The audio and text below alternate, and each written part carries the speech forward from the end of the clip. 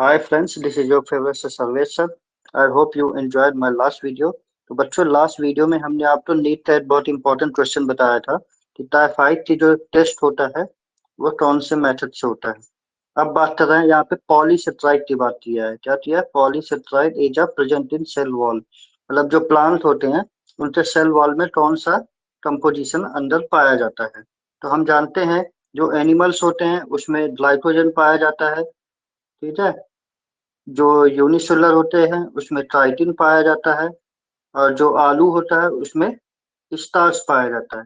तो इसका right answer होगा, क्या होगा? Cellulose. If you like my video please like share and subscribe. Thank you so much.